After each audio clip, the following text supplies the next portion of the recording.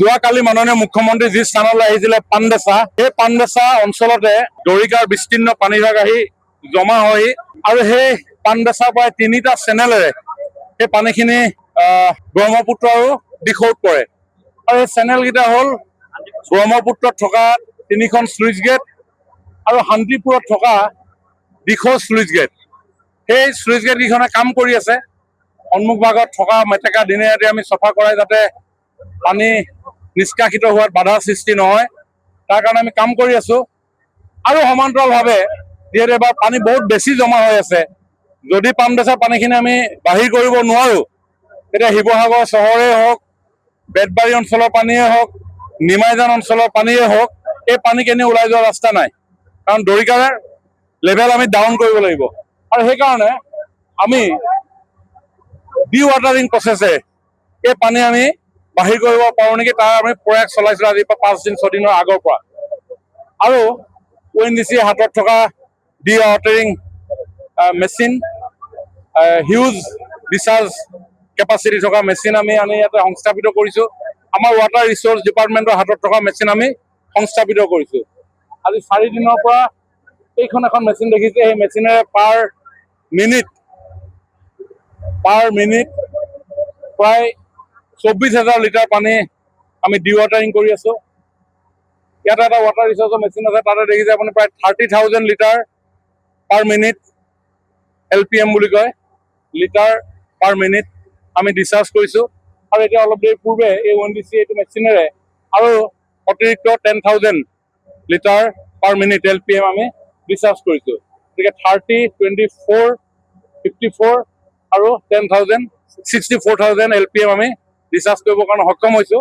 আমাৰ হাতত আৰু এটা মেচিন আছে, সেই মেচিনটো আমি এতিয়া সংস্থাপিত কৰিবৰ কাৰণে চেষ্টা কৰি আছোঁ। আৰু এইটো হ'লে প্ৰায় 30,000 LPM আমি ডিচাৰ্জ কৰিব পাৰিম। আৰু আশে পাশে মিলিলে প্ৰায় 1 লাখ LPM ৱাটাৰ আমি ডিচাৰ্জ কৰিবলৈ সক্ষম হ'ম। আৰু মই ভাবোঁ যদি এই প্ৰচেছ আমি কণ্টিনিউ কৰি ৰাখিব পাৰোঁ, যথেষ্ট পৰিমাণৰ পানী আমাৰ ওলাই যাব। আৰু এটা ডাঙৰ ইণ্টাৰেষ্টিং কথা, কাৰণ এইটো মনচুনৰ বতৰ, যিকোনো মুহূৰ্তত আকৌ পানী হোৱাৰ সম্ভাৱনা আছে। যদিও বা নাগালেণ্ডত পানী নহয়, কিন্তু বেলেগ স্থানত পানী হ'ব পাৰে। ব্ৰহ্মপুত্ৰ যদি জলপৃষ্ঠ বৃদ্ধি পায় আৰু তাৰ যিটো ৱাটাৰ লেভেল যদি দিখৌ বা দৰিকা বা দিচাঙৰ ওপৰত গুচি যায়, তেতিয়া চব আমি শ্লুইচ গেট আমি বন্ধ কৰি দিব লাগিব।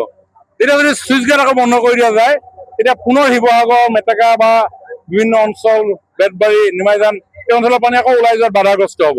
তেতিয়া এই 4টা যি পাম্প আমি সংস্থাপিত কৰি ৰাখিছোঁ, অন্ততঃ 1 লাখ LPM আমি ডিচাৰ্জ কৰি থাকিব পাৰিম। গতিকে এইটো অন্য এটা আমাৰ বিকল্প চিন্তা এটা আমাৰ আছে। সেইকাৰণে আমি ইয়াতে এইকেইটা মেচিন সংস্থাপিত কৰিবৰ কাৰণে প্ৰয়াস কৰিছোঁ। হাতে কামে লাগিব লাগিব। ডিজাষ্টাৰটো আপুনি লোকক অৰ্ডাৰ দি থাকিলে নহ'ব। চব মানুহে দুখী, চব মানুহে সমস্যাত থাকে। গতিকে প্ৰথম দিনাখনৰ পৰা যিদিনাখন পানী হৈছে, সেইদিনাখনৰ পৰা মুখ্যমন্ত্ৰী ডাঙৰীয়া ইয়াতে অভিভাৱক মন্ত্ৰীয়ে দায়িত্ব দিয়াৰ পিছত প্ৰতিটো বিষয়ে আমি চাবৰ কাৰণে যত্ন কৰিছোঁ। প্ৰথম অৱস্থাত ৰেস্কিউ আছিলে, ইয়াত আমাৰ মাত্ৰ 6খন SDRF NDRF বোট আছিলে 2খন জিলাত। আমি সেইখিনি আনি মানুহ ৰেস্কিউ কৰাত লাগিলোঁ। পৰৱৰ্তী সময়ত ৰিলিফ অপাৰেশ্যনৰ কাৰণে আমাৰ হাতত গাড়ী নাছিলে, সেই গাড়ী আমি বিভিন্ন জিলাৰ পৰা আনি আমি ৰিলিফ ডিষ্ট্ৰিবিউচনৰ কামত লাগিছোঁ। এতিয়া হেল্থ, ভেটেনেৰী এইবিলাক কামত আমি লাগি আছোঁ। ৰিহেবিলিটেশ্যনৰ কামত লাগি আছোঁ। মাজতে প্ৰত্যেক ঘৰ মানুহলৈকে 15,000কে টকা দিয়াৰ কথা মুখ্যমন্ত্ৰীয়ে ঘোষণা কৰিছিলে। সেইখিনি ইমপ্লিমেণ্ট কৰিবৰ কাৰণে ঘৰে ঘৰে ডাটা কালেকশ্যনতো আমি লাগিছোঁ। আৰু সেইখিনি ইতিমধ্যে ডিষ্ট্ৰিবিউট হৈছে, আজিও হ'ব। গতিকে এতিয়া আমাৰ অন্যতম এটা টাস্ক আছে, এইটো আমি এইটো ডি ৱাটাৰিং কৰা প্ৰচেছ, এই প্ৰচেছটো আমি যদি কণ্টিনিউ কৰোঁ, ডেফিনেটলি বহুত লাভান্বিত হ'ম।